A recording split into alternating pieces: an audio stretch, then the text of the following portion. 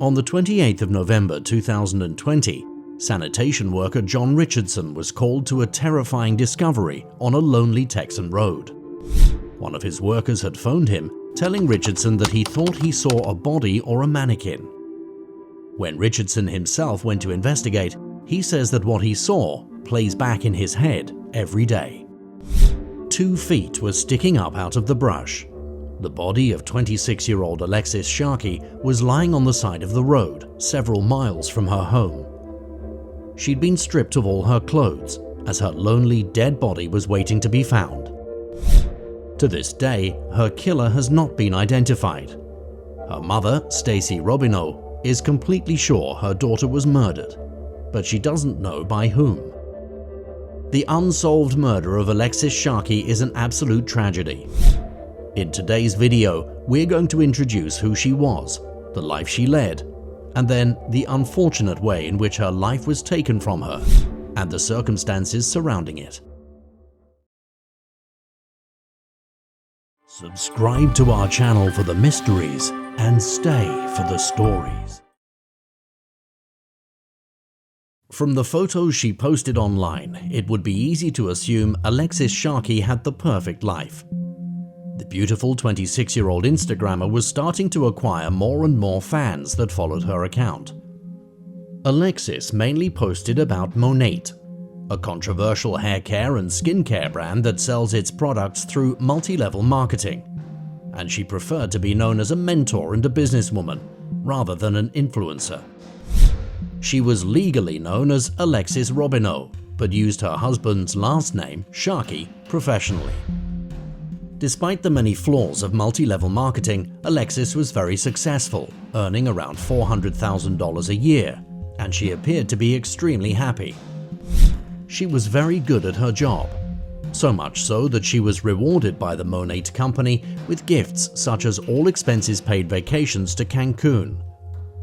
Alexis was also accomplished academically, having studied psychology, nutrition, and biology in college with great success.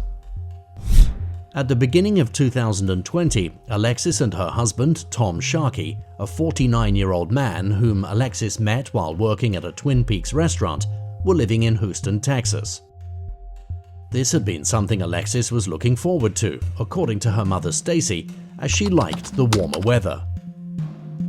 But Alexis's time in Houston lasted just under a year before she was tragically discovered dead. The day before she died, Alexis spent time with her friends in Houston to celebrate Thanksgiving. This was after her original Thanksgiving plans with her family had been cancelled, presumably due to the effects of the COVID-19 pandemic. Alexis was very close with her family, so her not coming home for Thanksgiving was understandably a sad occurrence. After spending time with her friends, Alexis was picked up by someone.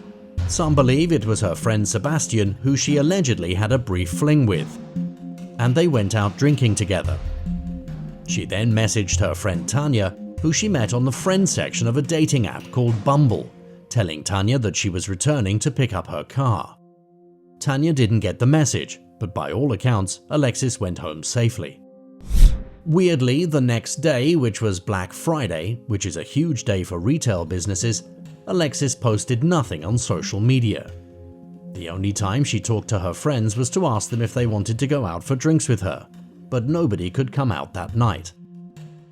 So it begs the question, why would Alexis, who was such a successful businesswoman, not make the most of the busiest day of shopping in the US calendar? Soon after all of this occurred, Tom began to message friends and acquaintances, telling them Alexis was missing and asking if they knew anything of her whereabouts. Tom also spent nearly an hour on the phone with John, who was one of Alexis's friend's boyfriends. During this conversation, Tom revealed he had an argument with Alexis. Oddly enough, John later mentioned the whole conversation felt strange. And this is where the story starts to get interesting. Originally, Tom said that after the argument with Alexis, she had run away barefoot and even climbed a fence. But in another version of his story, she was wearing running shoes. Then he said that she left in her car, drunk, and that he tried to locate her using the Find My Friends feature of her phone, but this didn't work. Later, he also said he'd taken a ride in his car around the neighborhood to try and find her. Now, fast forwarding to the next day, which was Saturday, November 28th, Alexis didn't show up to a planned meeting with her friends. Her mother, Stacy, received a call from Tom. He told her the last time he'd heard from Alexis was on Friday. Stacy also received a similar call from Alexis's friend Tanya. Stacy then posted on Facebook the following day that Alexis was now missing for over 24 hours. The post clearly showed how worried Stacy was for her missing daughter, as in it she wrote that, "We are so very desperate for any news about where Alexis may be." Alexis's friends knew very quickly something was wrong when Alexis suddenly stopped responding to their messages. According to one of her closest friends, Alexis has never been known to disappear or not answer her phone. "I don't think we have ever gone more than 6 hours without texting." They contacted the police, letting them know that Alexis hadn't been heard from and couldn't be reached. They were the first ones to do so. When Alexis's body was found, her mother said at the time, "I believe solely that she was murdered because of the manner in which her body was left. It just drives deep into the soul that something very malicious happened here, and I want to get to the bottom of it." At first, it wasn't immediately clear what caused Alexis's death. According to the Houston Police Department, the young woman's body had no visible wounds. However, the police didn't rule out the chance of somebody else committing the crime. Private investigator Mark Stevens says the fact that Alexis's body was naked could mean somebody wanted to get rid of any physical evidence. There could have been blood or other bodily fluids on Alexis's clothes that may have identified her killer. It's also likely her body was thrown from a vehicle, based on the manner in which she was found. Eventually, the final autopsy result revealed Alexis died of strangulation, and her death was ruled as a homicide. So there are now some answers, but not all the ones we need. We still don't know who did this to Alexis. So far, there have been no arrests in relation to the crime, but that doesn't mean there isn't still work being done to solve the mystery. Some have worried the Alexis Sharkey murder has become a cold case because there haven't been many new updates about it. However, the Houston Police Department still consider the crime an active case, and it won't become a cold case until 3 years after they run out of leads. The investigators are simply working on building a solid case before they charge any suspects. That hasn't stopped people from sending death threats to Alexis's husband Tom though, as many believe he is the prime suspect in the investigation. He says the threats don't bother him. What really bothers him is whether enough is being done to investigate his wife's death. In a post on social media, Tom said, "You all should be ashamed of yourselves. I have been assisting the deputies and making phone calls to find out what happened to my wife. Next time, stop and think, and realize you don't know it all." Tom says on the day she was discovered, he was the one that identified her body. Tom also says his marriage to Alexis was very strong and that he is destroyed now following her death. He is also quoted as saying the real Alexis wasn't always the happy person seen online and that she was stressed. He also said there are always other sides to everything, specifically life as it is presented online. Tom described himself as a great support to Alexis and that he would help build her back up in tough times. It's clear her death has left him absolutely devastated, as he posted tributes online with captions such as, "My world, my everything, I'm so lost right now, my one and only." Tom says there was no negativity between himself and Alexis on the night she disappeared. He said that she understood me, I understood her, we didn't fight when she left. All he told her was not to drink under the influence, which may mean Alexis had an increased blood alcohol level at the time of her death. Tom also stresses that they weren't considering a divorce, as so many have reported. This is something that Stacey Robineau agrees with. She didn't know of any issues in her daughter's marriage. However, after the death of her daughter, Tom stopped communicating with Stacey for seemingly no reason.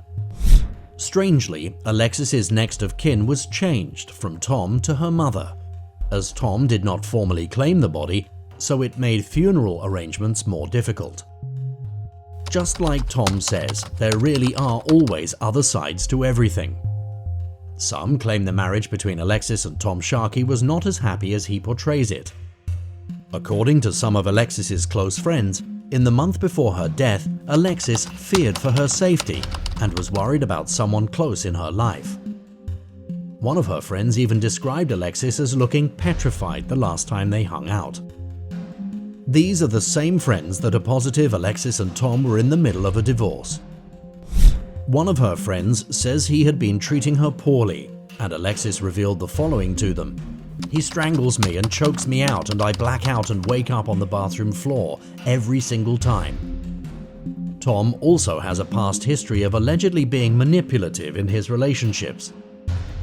Alexis's behavior seemed to change in the month leading up to her death, as she did not post on social media as much as she previously used to before, and she also wanted to spend more time with her friends instead of being at home with her husband. One of Alexis's close friends, Kendra Martin, said the couple was actually living apart at the time of Alexis's death. Alexis had also expressed a desire to move away from Texas and live in Tulum, Mexico instead. So there are clearly two sides to this mystery, and to also what was going on in Alexis's life at the time of her death. As it is still a recent and active case, new details continue to be discovered and released to the public. Sadly, there are still no identified suspects, at least none that the public know about at this time. Hopefully one day this murder mystery will have a resolution, and Alexis's friends and family can get the peace they deserve. Anyone with information in this case is urged to contact the HPD Homicide Division at 713-308-3600 or Crime Stoppers at 713-222-TIPS. If you liked this video and are interested in more like it, hit the like button, share the video, and don't forget to subscribe to the channel.